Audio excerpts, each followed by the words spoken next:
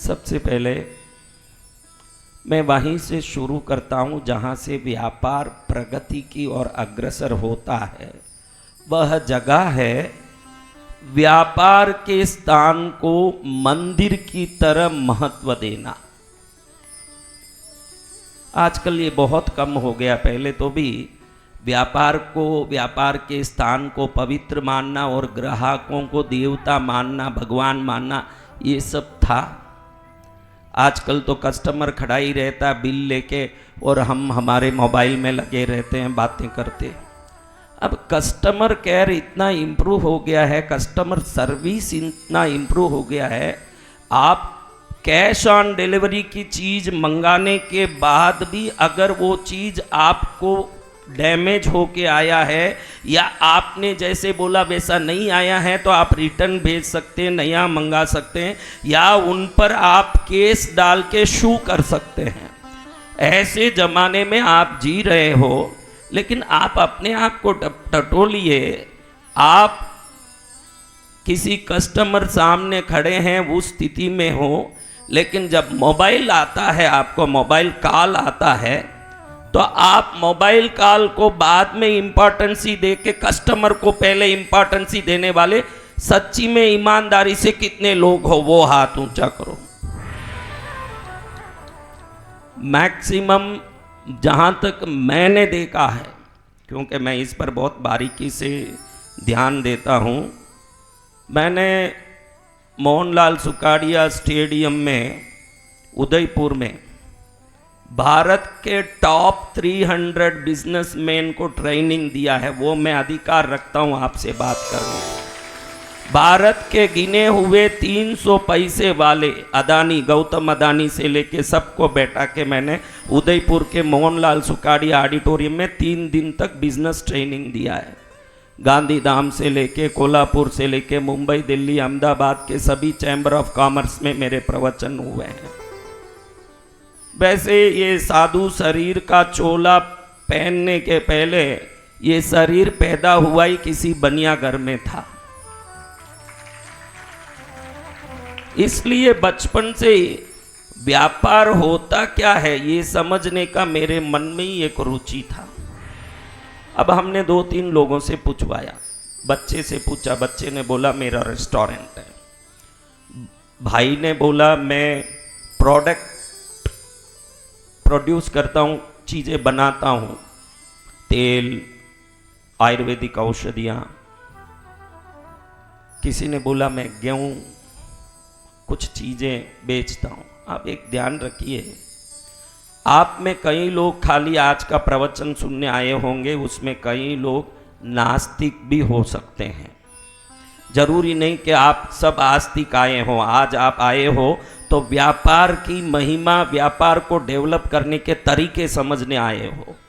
तो व्यापार को समझने के लिए भगवान की भक्ति की जरूरत नहीं, लेकिन जो भगवान देते हैं ऐसे मानता हो, या पैसा आता है ऐसे मानता हो, ये दोनों के लिए भी पैसा तो उसके काम से ही आते हैं। जो भगवान को मानता है लेकिन भगवान देते हैं, ये मानने वाले को भी पैसा तो दुकान से ही आता है। भगवान को नहीं मानने वाले को भी पैसा तो दुकान से ही आता है।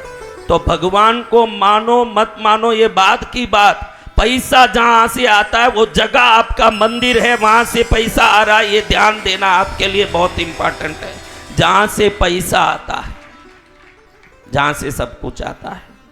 लेकिन आज हम देखते हैं, आपको मैं एक सवाल से इस कार्यक्रम को शुरू करता हूं, क्योंकि मैं थोड़ा डीपली बात करता हूं जो आपको समझ पड़े, इसलिए सरलता से बोलना चाहूँगा। क्योंकि मैं मध्य प्रदेश के सीएम मेरे पास आए थे शिवराज सिंह जी, कुछ मध्य प्रदेश के डेवलपमेंट की बात करने के लिए, तब मैंने अपने दिमाग से जो 600 पेज के गोल्ड परचेस मार्केटिंग के जो मैंने एक इंडेक्स बना के रखे थे, वो 2 भाग 600 पेज के मैंने शिवराज सिंह जी को दिया था।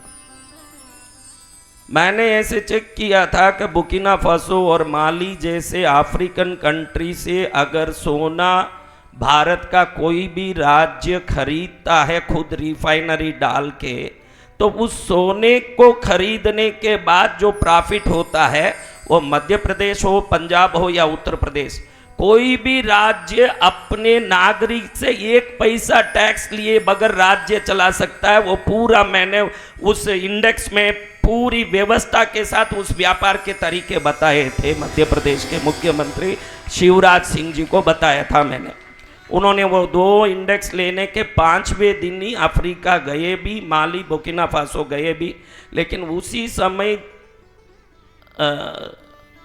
ऐसा कोई दुर्भाग्य हुआ कि माली में अचानक प्रेसिडेंट रूल आया न, ये प्रोग्राम उस समय पूरी तरह से सफल नहीं हो पाया। लेकिन यहाँ बात मैं वहीं से शुरू कर रहा हूँ, आपसे भी पूछना चाहूँगा ये बात कि आपके बिजनेस में कहीं न कहीं कभी कभी थोड़ा गिराव आया होगा, कोई उतार चढ़ाव आता होगा। इसका असर आपके दिमाग में कितना होता है या आप उस पर असर डाल रहे हैं, ये आप जान नहीं पाते हैं। मैं क्या बोल रहा हूं ये समझिएगा। जब भी कोई मार्केट में कोई डाउन आता है या तो कंपटीशन आता है, तो आप एक दूसरे व्यापारी मिलके बात करते हो, तो आप जब कहते हो कि भाई आजकल बहुत परेशानी है धंधे में, तो आपको ये मालूम नहीं पड़ता है कि ये बात करके आपने उस नेगेटिव एनर्जी को कंटिन्यूअसली रिसाइकल किया है। आप ये बात समझ रहे हो मेरी? आप जब भी कोई धंधे की खराबी के बारे में, मंदी के बारे में या उसमें आई हुई परेशानी के बारे में बात करते हो, तो जब भी आप ये बात करते हो जरूर 4 व्यापारी मिलके ही करते हो या दोस्त मिलके ही करते हो। अगर एक राम मंत्र को 1000 बार रटने से राम मंत्र की सिद्धि होती है, तो मेरा काम सही नहीं चल रहा है, इसे 1000 बार रटोगे तो आपका काम सही नहीं चलने की सिद्धि को आप प्रकट करोगे। आप ये ध्यान रखना। सबसे पहले व्यापार शुरू होता है मैं कैसे सोचूं, यहां से शुरू होता है। आप लोग क्या सोचते हो? व्यापार में मैं क्या कोशिश कर रहा हूं, इससे मेरा व्यापार। कोई भी यही बात बोलेगा कि व्यापार में हमारा कोशिश ही व्यापार को सफलता देता है। आप तो यही तो सोचते हो, लेकिन वो कोशिश तो आपके सोच के कारण शुरू होता है ना। पहले थॉट के रूप में आपका प्लान होता है, फिर वो थॉट आपके कोशिश के रूप में परिवर्तित होता है।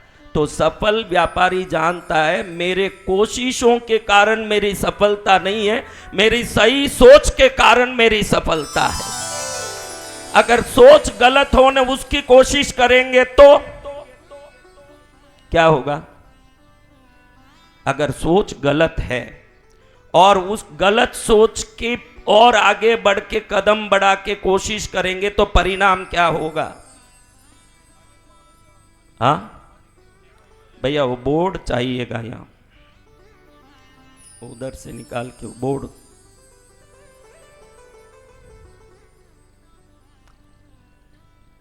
तो चलो आज यहां मैं एक चीज से शुरू करता हूं। आज से हजारों साल पहले की वो दुनिया जहां कोई औजार नहीं था, जहां कोई प्रकार के साधन नहीं थे, तब उदाहरण के लिए ले लीजिए कि 3 लोग जंगल में आदिवासी रहते थे। ना तो वो बर्तन बनाना जानते थे। मैं पाषाण युग की बात कर रहा हूं। पाषाण युग में जब वो बर्तन बनाने को या बर्तन से रसोई बनाने को कुछ नहीं जानते थे, किसी प्रकार की टेक्नोलॉजी की डेवलपमेंट छोड़ के झोपड़ा तक नहीं बना था, लोग वृक्ष के नीचे रहते थे, घर नहीं बना था, बर्तन नहीं बना था। तब 3 लोग एक आदिवासी के रूप में एक जगह रहते थे। अब ये आदिवासी लोग वृक्षों पर चढ़ के वहां से फल तोड़ते थे। वो पूरा घना जंगल होने से वृक्ष की डेंसिटी इतनी स्ट्रांग थी कि वृक्ष 100 फुट तक ऊंचे होते थे और इनके पास उस पर चढ़ने का कोई साधन नहीं होता था। और इस पर चढ़ के जब फल जहां लगा है वहां तक जाते थे, वृक्ष के तने तो मोटे होते थे लेकिन उसकी शाखाएं इतनी पतली होती थी कि जहां फल लगा है वहां तक पहुंच के तोड़ने जाएं वो शाखा टूट के गिरती, इनकी हड्डी टूट जाती थी। अब एक बार भी इनको वो फल लेने के लिए चढ़े तो सुबह चढ़े जो शाम तक 2 फल तोड़ पाए, और सिर्फ पेट भरने के लिए सुबह से शाम तक फल तोड़ के नीचे उतरना, और वो 2 फल से पेट भरना। अगर अगले दिन वापस पेट भरना हो तो 2 फल तोड़ने के लिए वापस चढ़ना। पूरे वो आदिवासियों के वो युग में सब लोग यही करते थे कि सुबह सूर्योदय होते ही एक दूसरा देखता कि आज किस वृक्ष पर चढ़े। वो सब वृक्ष इतने मोटे होते थे कि चढ़ना भी बहुत मुश्किल, अगर चढ़ गए तो फल तक पहुंचना बहुत मुश्किल, और फल तोड़ लिए तो मुश्किल से 1 या 2 फल तोड़ पाए, और वो 2 फल के चक्कर में किसी का टांग टूट जाए तो उधर कोई सर्जन तो था नहीं, आर्थो सर्जरी होती नहीं। वो आदिवासी के जमाना जहाँ झोपड़ा नहीं था तो डॉक्टर तो थे ही नहीं, वो लंगड़ा पड़ा रहता। अब आप देखिए, उसमें एक व्यक्ति ने मन में सोचा कि क्या ये फल हम जिंदगी भर ऊपर चढ़ के ही तोड़ना है कि इसको यहीं से तोड़ने की कोई व्यवस्था की जा सकती है। तब उसने दिमाग लगाया कि कोई व्यवस्था होनी चाहिए।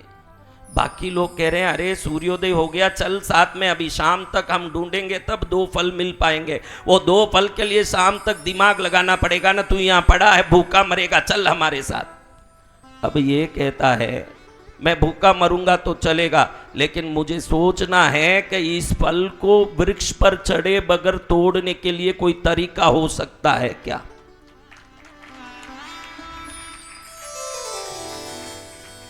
अब सब लोग चले गए, ये बैठे बैठे सोच रहा है, तो इसने देखा कि जंगल में कहीं टहनियां शाखाएं नीचे गिरी हुई पड़ी है तूफान में, उसमें कुछ ऐसे ढूंढा जो वो वृक्ष के फल लगे हुए वहां तक वो पहुंच सके। और यही लोग थे जो वर्षों से युगों से वृक्ष पर चढ़ के मुश्किल से 2 फल रोज तोड़ पाते थे। अब इसने सोचा कि इस टहनी से मैं फल को तोड़ूंगा कैसे। इसने देखा नारियल के वृक्षों में, नारियल के तने में जाली की तरह एक प्राकृतिक वस्तु लटकती है। उस जाली से इसने एक फनल बनाया, उस फनल को वो टहनी में लगा दिया और ऊपर से एक नोकेदार वस्तु को बना के लकड़ी से लगा दिया। अब पूरे दिन इसी में लगा तो भूखा मरा। बाकी लोग शाम तक आके कह रहे हैं हमने तो फल खा लिया, तू भूखा मरा, तेरे को बुद्धि नहीं है।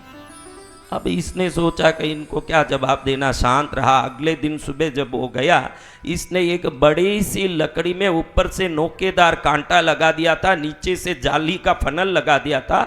जब ऊपर जाके वृक्ष के सामने गया जहाँ फल लटका है, वो नोकेदार औजार से फल के उस डाली को ऐसे काटा तो बराबर फल टूट के उस जालीदार फनल में गिर गया।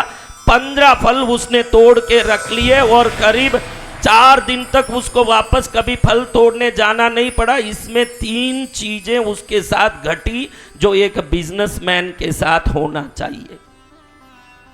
देखो, आप बिजनेस कर रहे हो, कोई भी, मेरा बेटा बोल रहा मैं रेस्टोरेंट चला रहा हूं, कोई भी बिजनेस कर रहे हो, उस बिजनेस को कम समय में कैसे कर पाऊं। इसने जब फल तोड़ा, अब देखिए एक साथ 10 फल तोड़ा, अब रोज जो 2 फल तोड़ के रोज पेट भरने की जो चक्कर थी, अब 5 दिन तक फल तोड़ने जाने का काम ही बच गया।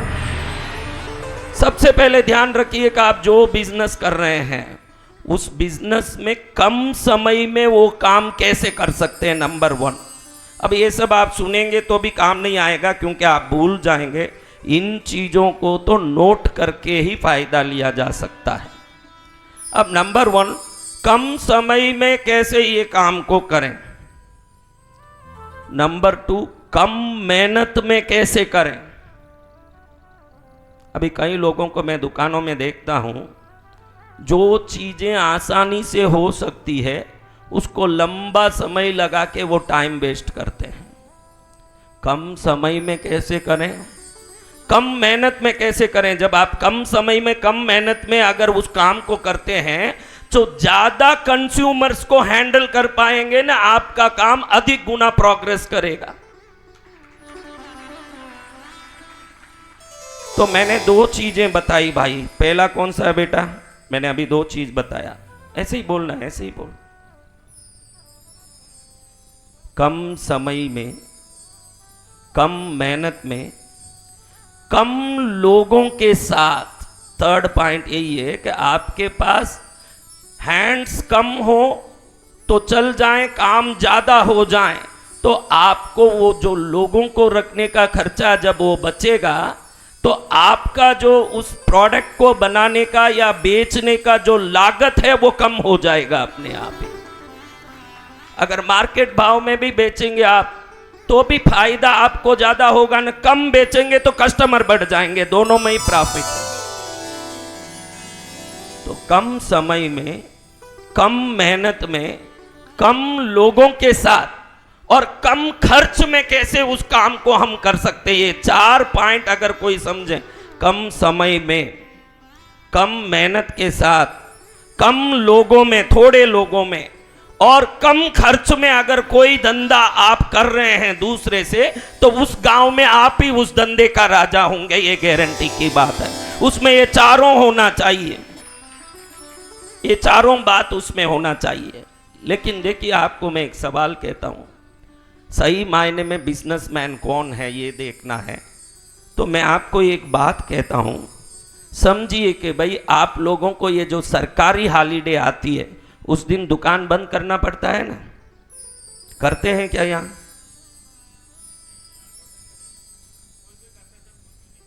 लेकिन करना चाहिए। सर जो गवर्नमेंट हॉलीडे से उस दिन बंद होना चाहिए, मैं उस पर आधारित बात कर रहा हूं। समझिए किसी कारण से बुधवार और गुरुवार के दिन सरकारी हॉलीडे आया, समझिए अक्टूबर 2 आ गया, गांधी जयंती, दुकान बंद करना पड़ा, 2 दिन बंद करना पड़ा।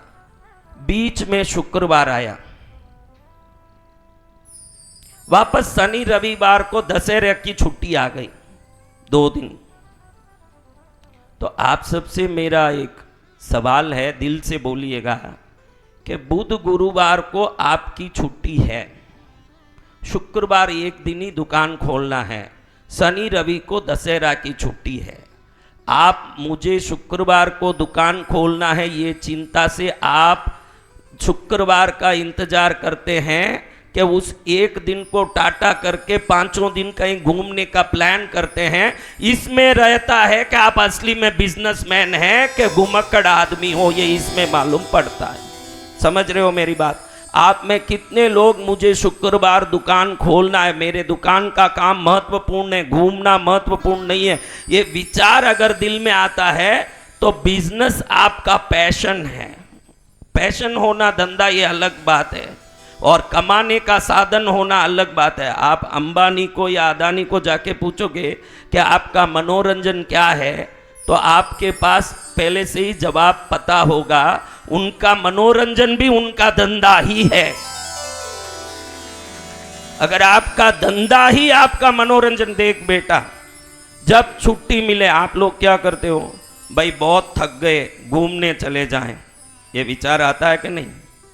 अगर तुम उस काम से थक रहे हो यानी वो काम तुम्हारे लिए एक जीवन का आदर्श नहीं है।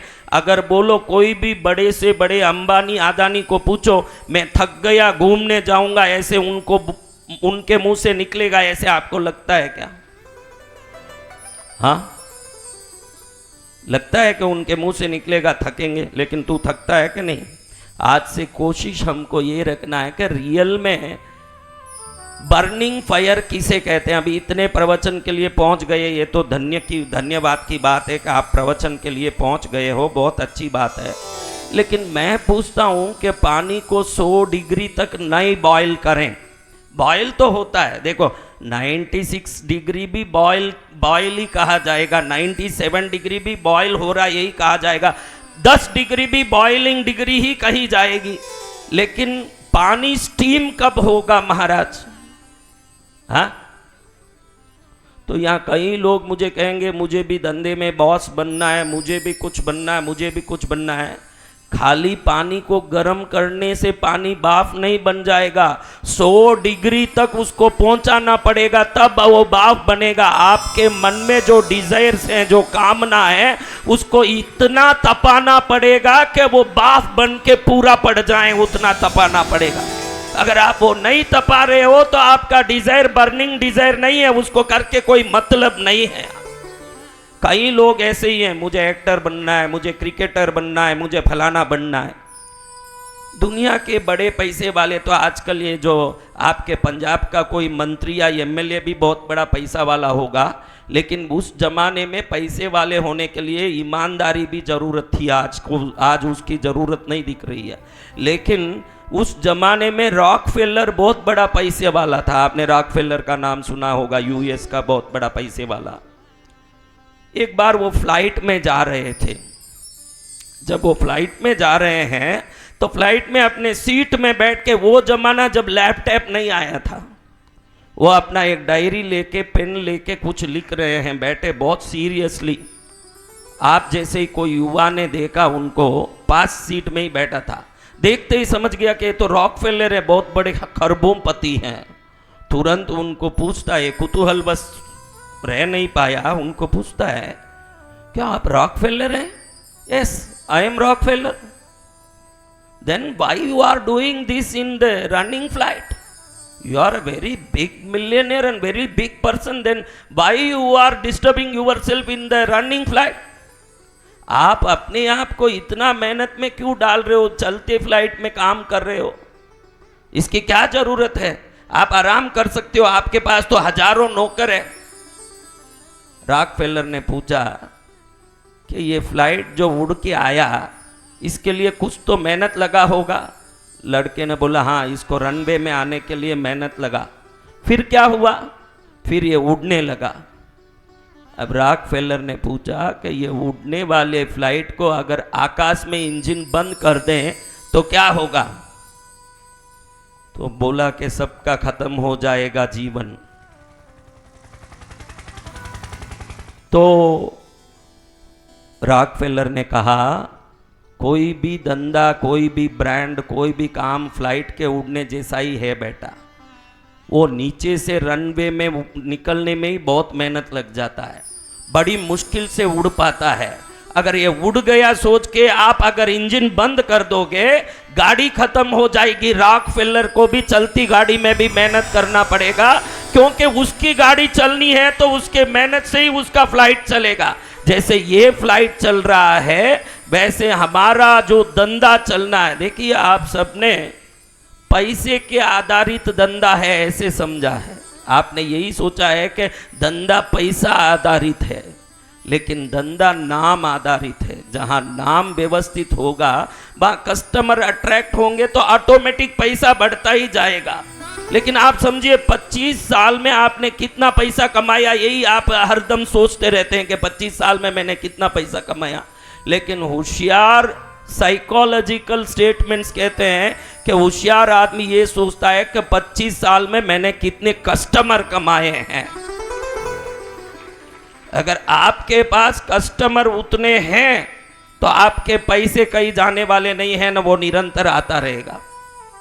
अब इस धंधे में कहां हमारा शरीर काम करता है?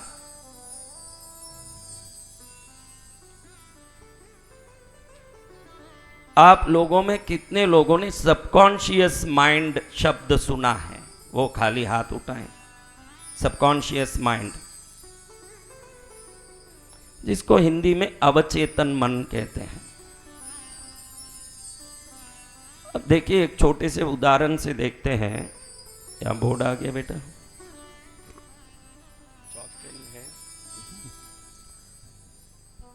एक व्यक्ति अपने धंधे से बहुत परेशान हुआ। कितना भी मेहनत करें, वो जो मेहनत करें उसी में नुकसान हो। एक दिन चलते रास्ते में चलता रहा और देखा कि गली में एक पुरानी कॉपर की छेद वाली कॉइन पड़ी है, जो इंग्लिश वालों के ज़माने में जो चवन्नी निकली थी। एक कन्नी 6 पैसा। कॉपर वाला छेद वाला, आप कोई देखे होंगे। तो उसको तुरंत याद आया कि दादी बोलती थी कि ये पैसा मिल जाए तो उसी दिन से भाग्य जग जाता है। जब ये पैसा मिला तो इसके दिमाग में स्ट्राइक हुआ कि जरूर भाग्य जग गया अपना, क्योंकि ऑटोमेटिक ये पैसा मिला है। तुरंत इस पैसे को एक लाल कपड़े में थैली बना के इसने सी लिया और इसको जेब में डाल लिया। उसी दिन संयोग बस ऐसा हुआ कि कहीं चल रहा था, किसी व्यक्ति ने कहा मेरे दुकान में वर्किंग पार्टनर बनोगे क्या? इसने कहा ठीक है बन लूंगा, मैं वैसे भी टंटोला खा रहा हूं तो अच्छा है कि कोई काम कर लूं। जब वर्किंग पार्टनर बना, संयोग से उस वर्किंग पार्टनरशिप में इतने पैसे आए कि वहीं रहते रहते इसने अपना एक दुकान लगा लिया। वो दुकान ऐसे चलने लगा, दुकान के 4 गुना दुकान हुए न, 4 के 8, 8 के 16, 16 के 32 होते गए। अब इतने दुकान हो गए और उम्र भी बीतती गई। इसने वो दिन याद रख लिया जब ये सिक्का उसको मिला था, वो डेट, वो मंथ, वो ईयर। एक दिन ऐसा आया, उस सिक्के को मिलके 25 साल पूरे हो गए। अब वो सोचा हम मैरिज की सिल्वर जुबली मनाते हैं, लाइफ के बर्थ के सिल्वर जुबली मनाते हैं, लेकिन मुझे तो इस सिक्के से ही सब कुछ मिला, तो इसका मिला उसका सिल्वर जुबली मैं मनाऊंगा। अब इसने आपके बठिंडा के जितने भी सोसाइटी हैं, रिश्ते नाते, सबको बुलाए, सबको इकट्ठा करके सोचा कि आज मैं मेरे पैकेट में 25 साल के जिसको लेके घूम रहा था, हर दिन जिसको लेना भूलता नहीं था, कहीं भी भले ही ना लिया धो लिया, पहले वो लाल थैली को लेके जेब में डालता फिर ही निकलता, और आज मैं मिलियनेयर बन गया हूं। तो इस शक्ति को आज मैं धन्य देके मेरे पूरे परिवार, रिश्ते, मेरे दोस्त, मेरे धंधे वाले सबको बहुत बड़ा पार्टी रखूंगा, बहुत बड़ी पार्टी की व्यवस्था हुई। उसने सोचा आज ये पैकेट को खोल के सबको वो सिक्का दिखाऊंगा भी, क्योंकि 25 साल से इस थैली को कभी खोला ही नहीं है। आज खोलने का दिन आ गया, इसको खोल के दिखाऊंगा कि एक छोटा सा सिक्का कैसे मुझे अरबोंपति बना दिया। अब भीड़ इकट्ठी हुई है, लाइटें लगी है, धूम से म्यूजिक बज रहा है, कोई कुछ खा रहा है, कोई कुछ खा रहा है, बहुत सारे खाने की चीजें रखी है, केसरिया, बर्फी, कलाकंद, रबड़ी, पेड़ा, इमरती, बालूशाही, लाडू, बूंदिया, जलेबी, रसगुल्ला, मोतीपाक, रसमलाई, गुलाब जामुन, शक्करपाड़ा, घेवर, दाल, मोट, पकौड़ी, कचौड़ी, भुजिया, पापड़, चीबड़ो, बड़ी, राबड़ी, साग सांगरी को, बाजरी को, खिचड़ो, रायता में जीरा को तड़को, आम, अमरूद, अंगूर, अनानास, फणस, अनार, केला, सेब, पपीता, चीकू, संतरा, मौसम्बी, काकड़ियाँ, बादाम, पिस्ता, नोजा, खुरमानी, खोपरा, छुआरा, बादाम, पिस्ता, सौंफ, इलायची, पान, बीड़ा, सब रखे हुए हैं पार्टी में।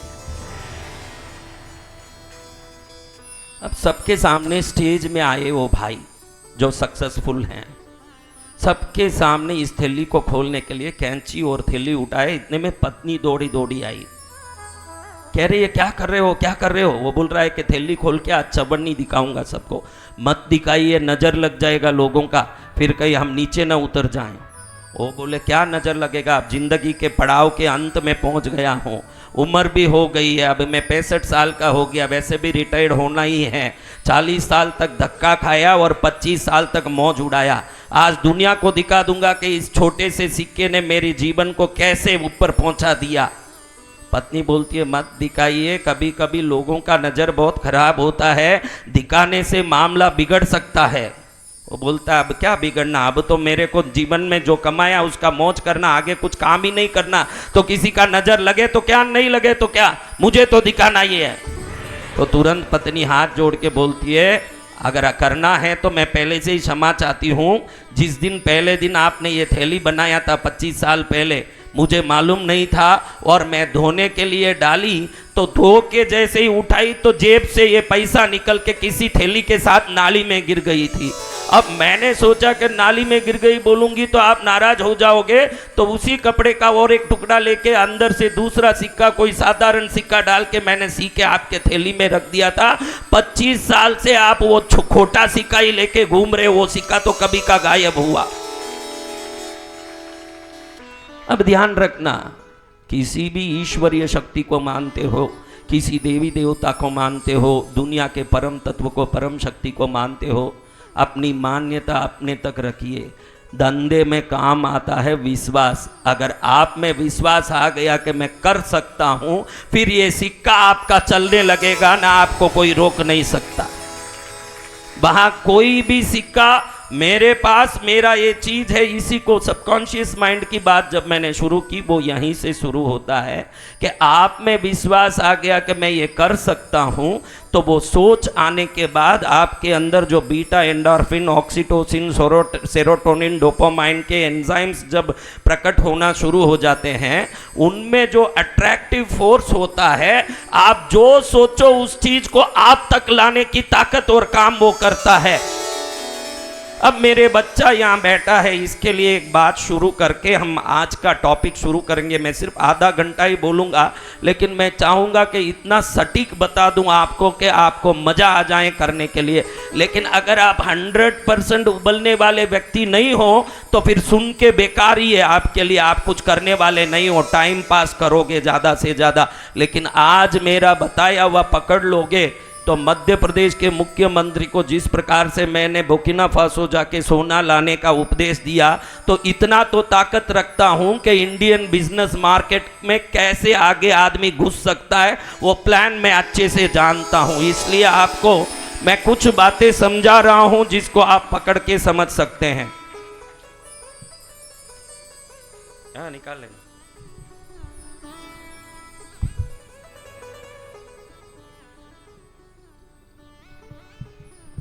आज की दुनिया बहुत ही विशिष्ट है, जिसमें हर प्रकार की सर्विस मिलती है। पुराने ज़माने में आप देखेंगे 50 साल पहले कपड़ा, गहना, किराना, इसके ज़्यादा कोई सिस्टम नहीं थे। लेकिन एक ज़माने में एसटीडी बूथ आने लगे, जहाँ जाके आप लोगों ने, तो ये बच्चे तो देखे नहीं होंगे, लेकिन आप लोगों ने एसटीडी बूथों में जाके बात की होगी। लेकिन आपने देखा होगा कोनिका जैसे कैमरा वगैरह, फिल्म रोल वाले कैमरा। अब आप देख सकते हैं कि आज आप क्या कोई भी फिल्म रोल वाले कैमरा को इस भारत में किसी भी जगह पर उपयोग में दिखा सकते हैं क्या?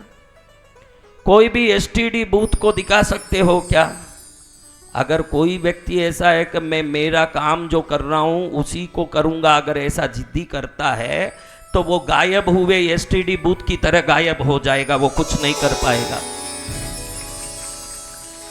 आपने 7/11 नाम सुना होगा, ट्विन टावर पर बम ब्लास्टिंग हुआ अमेरिका में, ये तो आप सब जानते हैं ना, ट्विन टावर पर बम ब्लास्टिंग हुआ। तो उस समय अमेरिका में ऐसा एक मातम छा गया था कि हमारे देश पर कोई ओसामा बिन लादेन आके अगर किसी प्रकार से आतंक कर सकता है तो हमारी सिक्योरिटी कितनी कमज़ोर है, हम कितने कमज़ोर है, ये सोच सोच के अमेरिकन मिलिट्री फोर्स को बहुत गुस्सा आता था। इसलिए सब दुकानें बंद हो गई, सब चीज़ें बंद हो गई। आप एक व्यापारी बन के कैसे सोच सकते हो, इसका उदाहरण देने जा रहा हूं। खाली इमरजेंसी का दूध, सब्जी के सिवाय सब सप्लाई बंद हो गए, जो भी जरूरत है सब चीजें बंद। आपको मैं पूछता हूं कि पूरा मार्केट बंद है, आप किसी भी धंधे को करते हो जो नॉन इमरजेंसी है या इमरजेंसी है, पूरी मार्केट बंद है, लेकिन आपने मन में ठान लिया कि मेरी चीज बाहर जानी चाहिए, क्या आप वो कर सकेंगे? तो कैसे करेंगे? एक टिश्यू पेपर सेलर जो है, उस उधर तो ये जो टॉयलेट जाने के बाद पेपर से पहुंचते हैं अंग्रेज लोग, तो एक टिश्यू पेपर सेलर ने अपने दोस्तों से शर्त लगाया कि ये जो बंद वातावरण में मैं कम से कम 300 करोड़ डॉलर कमा के दिखाता हूं। कितना? 300 करोड़ डॉलर कमा के दिखाता हूं। अब बोलो पूरा मार्केट बंद है, अब इसमें रोज की कमाई होनी ही मुश्किल है, तो 300 करोड़ कोई कमा सकता है? बताइए। तो इसने क्या किया, वो जो टिश्यू पेपर जो बनते हैं उसमें ओसामा बिन लादेन के फोटो छपवा दिए सब में।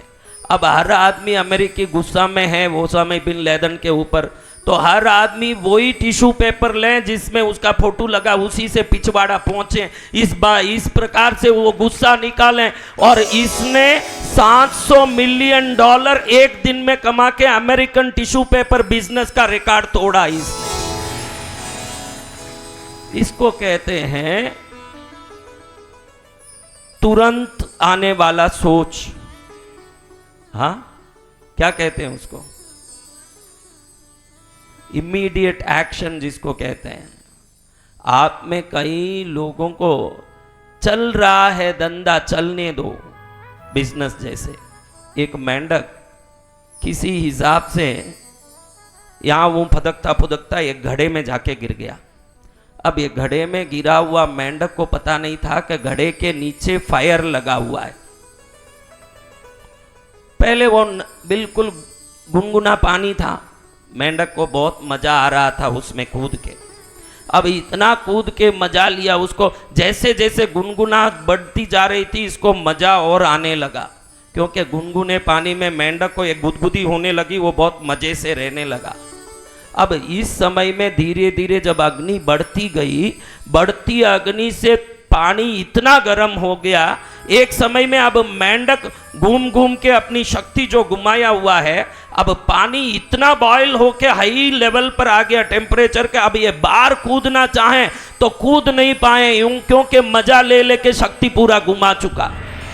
जब तक पानी एकदम गर्म हो गया, अब इतना गर्म हुआ मेंढक को वहीं खत्म होना पड़ा।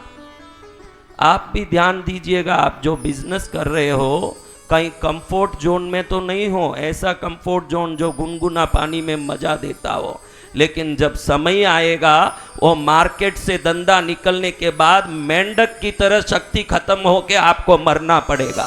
समय पाके पहले ही जो उस मटके से बाहर कूद जाए, जिसको कहते हैं कैपेबल रिस्क। क्या कहते हैं?